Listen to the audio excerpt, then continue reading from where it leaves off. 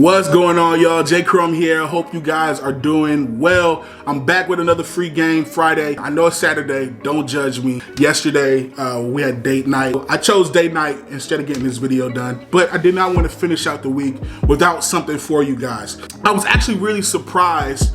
The more artists that I began to work with as we're building Streetlight, a lot of these artists don't have what I'm getting ready to talk about. And it was surprising to me because this is something that is going to help you get covered by blogs, music sites, playlists. These are things that are going to help educate people about you. This is something that allows you to tell your own story, your own narrative, and help carve out and define your brand. And so if you don't know what I'm talking about already, I'm speaking about your bio. You gotta have this bio because you're helping people who want to cover you by doing a lot of the legwork of trying to figure out who you are and how you want your story told. And so we're going to talk about the steps and the paragraphs and everything that you should be including in your bio. So hopefully this is helpful for y'all, but let's get into it. So you want to start with an engaging introduction. Make a few notes on a piece of paper or your notes app or whatever to begin. Write down your name, write down where you're from, and then add what your music sounds like as objectively as you possibly can, and then write down your influences. So this is going to help you shape a sentence or two as an introduction.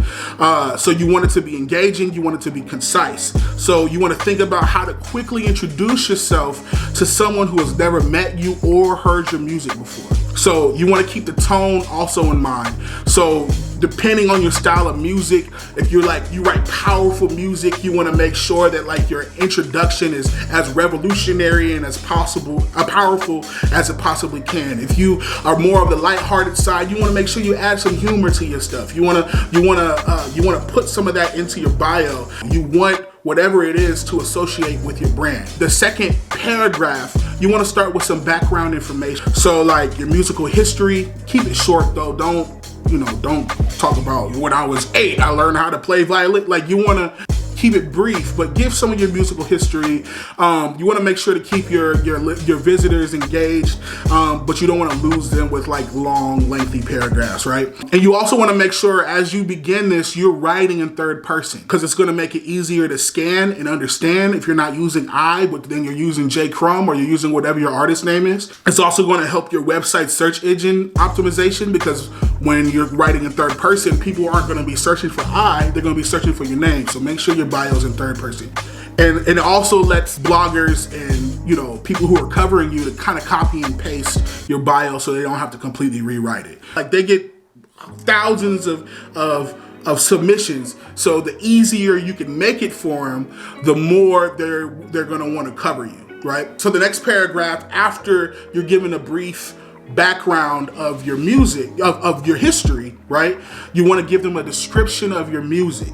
So although most fans will probably be familiar with your music, a blogger or a journalist will not be. And so giving a quick description that kind of talks about what your music sounds like is good. And I know some artists, it's hard to kind of fit your sound into a genre. You want to be this, I'm this, electric classical pop punk band. Try to make it as simple as possible, right? Use some familiar words so that people can place you. And then talk about what you're currently up to with music, right?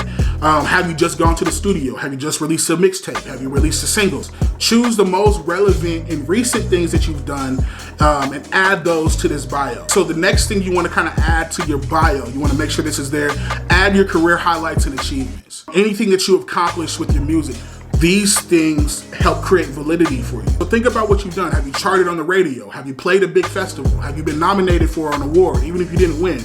Make a list of those achievements, pick 2 or 3 most impressive items, and add those to your band in bio. The next thing is media quotes. Throw in a quote from a reviewer to help describe your sound or your latest album.